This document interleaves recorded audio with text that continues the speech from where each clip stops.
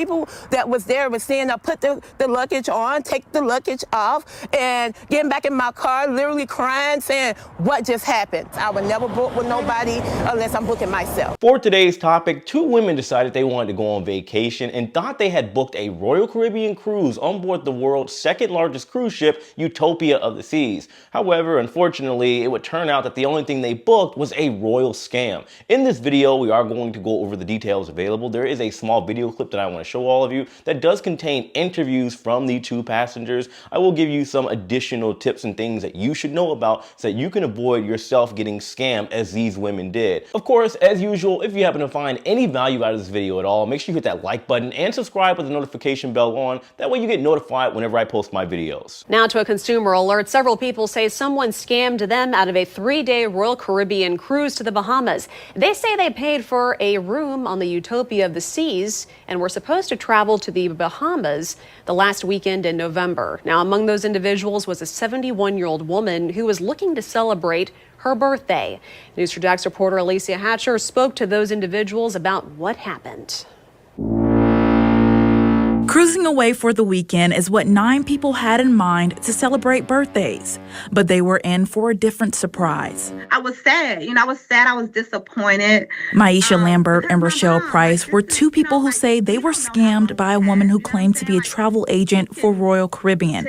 They say the woman made a post on Facebook to book a 3-day cruise to the Bahamas the last weekend in November. We had to pay $100 now up front, and then during this course of time, we paid off the cruise. The whole cruise was $523 at best. And then she also said that we were going to be on the bus, and then we had to pay an additional $25. They made payments to the woman through Cash App until the trip was paid in full. Lambert and Price say they received these reservation numbers at the start of November. Then a week before the trip, they received this confirmation email. But when it was time to get on the shuttle to head to the port, they weren't allowed on. And it was embarrassing because people that was there was seeing I put the luggage on, take the luggage off, and getting back in my car, literally crying, saying, what just happened? Price and her family left the shuttle area and called Royal Caribbean to see what happened. Or she stated the changes were made the 20th and the 21st. The last change or call from the group leader was made on the 23rd of November, and it wasn't to correct or add any of our names. What do you recommend for people who are looking to go on a cruise or just a trip in general? I would say go with your gut. Because if you don't feel good about it, I'm talking about if you get any inkling, just don't do it. And do your research on the organization, the agency, the individual. It doesn't matter if you know them or the person that you love knows them. Like, do your research. Set your own cruise. Go through the cruise line yourself. Don't wait till nobody say, oh, I'm a travel agency. Don't wait till nobody say, I'm booking a cruise for you. Book your own stuff. I have learned my lesson in this. I would never book with nobody unless I'm booking myself. Alicia Hatcher, Channel 4, the local station. And News 4 Jax has reached out to both Royal Caribbean and the woman the people say they booked their cruise with. We have not heard back from either. So first of all, can we all come together and agree collectively that Royal Caribbean, the official cruise line, had literally nothing to do with this? I'm not exactly sure why you have this news station trying to reach out to Royal Caribbean's PR team for comment, and why you have the passengers that were scammed trying to reach out to Royal Caribbean. If they were going to do that, they should have done that prior to this whole conundrum that has taken place to confirm their cruise, which we will talk about in a minute. We do have to call a spade here. As unfortunate as this situation is with these two women, they are 100% liable. Everything that has taken place is 100% their fault. In my personal opinion, I do believe there are a couple different factors, one of which let's call unintentional ignorance. They didn't know that maybe they shouldn't just go online and randomly trust some person that says they can book them the cruise or vacation of a lifetime. They were probably already prior to that, dazzled by, let's say, maybe some type of promotion or video or review they saw of Utopia of the Seas. It is a beautiful ship, I understand. And they went into La La Land, and they also decided they were going to be lazy and they didn't want to do the work. All they knew is that they wanted to go on vacation, have some drinks, and as long as they got there, they didn't care how it happened, meaning they didn't even look at the details. Trusting somebody on the internet is never a good way to go. I tell you guys this all the time. I understand that even as I am giving you information, I do make mistakes. I am human. I am not perfect. I do my best to be as knowledgeable as I can. A lot of times, if I make a mistake, especially if it's a big mistake, you guys know I will come here and I will correct myself. I personally am always a student. I would never expect everybody to trust 100% of everything that I say. I just do my best to be as authentic, as genuine, and as honest as I can, even if I get a little hate for it every now and then. But trust me when I tell you, on the internet, I've met a lot of internet personalities, if you will. They are not on the same wavelength. There are people out there, because we live in the real world, that are doing everything they can to, one, scam you, get whatever it is they want out of you in terms of money. Maybe they're selling you a product that they know is probably not the greatest, or flat out scam you, and they don't care because, yes, it may be at a cost to you, but they are the ones that are profiting, so they don't care whether it's illegal or not, or maybe just morally wrong. Next, let's talk about the cruise ship in the room, the dead giveaway for scam. Cash App? Really?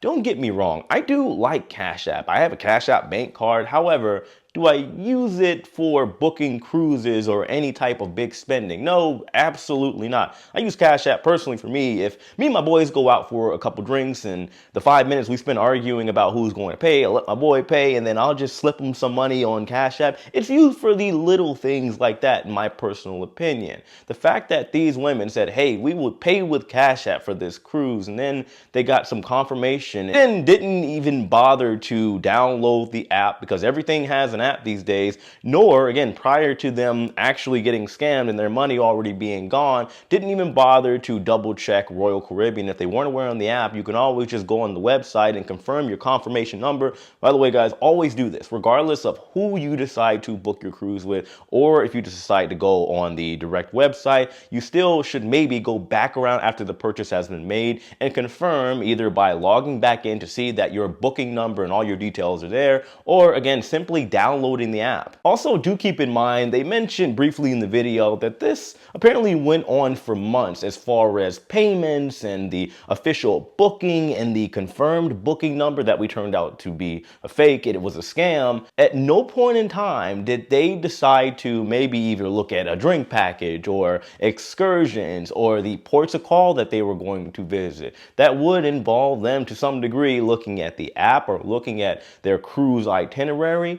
What this means that they waited all the way up until they got to the cruise port and was shocked and surprised, or the airport rather, for the shuttle, just shows how lazy they were in looking at this. And I would argue for all of you out there, once again, do not do this, because now they're looking on the back end where you have some information that is very true, which I will explain in a minute, and some information that is very false, all due to somebody, of course, losing some money, and now they are emotional about it. For example, one of them is right in stating that you should always do your research. I understand full well that when you are thinking about your vacation, it's very easy prematurely to get into vacation mind where you are not thinking about much, when it is probably the most crucial time for you to double check, triple check all of your details and the overall outline and your expectations and goals for your vacation. I would also argue that you should do research even if you're booking with a travel agent. And this does kind of sail into my next point. You had one of the women that was essentially swearing off of travel agents and telling all of you to just simply book on the website. I have seen that go wrong on so many levels.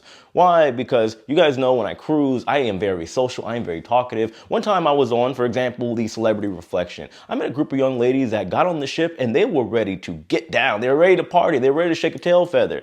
At least until I had to, unfortunately, let them know that for that, they were probably on the wrong ship. If you guys have ever sailed with Celebrity, you know it's for a more chic, mature crowd. There's not a lot of kids on board, and it's not exactly a party vibe. Do those people get down? I've seen it myself. Absolutely. But for what those women wanted, I had to sit down and suggest to them maybe a newer newer Carnival cruise ship, or even Virgin Voyages, maybe even NCL. I call it the sleeper line. Sometimes you never know what you're going to get, especially if you go on one of the breakaway class ships like the NCL Breakaway. Nevertheless, you do have this woman again telling people, hey, just book on the website. That way you have confirmation of everything that's going to happen. We've seen so many situations where somebody even goes online, they book the cruise, but then they have a cart where they are booking some type of excursion, they don't pay for it, and just like that, they have issues to where they're not allowed to board the ship and their cruise essentially does get canceled, or maybe they didn't keep up with their payments or something they had to pay for. And again, they deal with the cancellation all the same because a lot of people, believe it or not, are not as experienced when booking things online, for example, like a cruise. Moral of the story, no matter what, do your research, whether you are booking your cruise on the official website, a third party,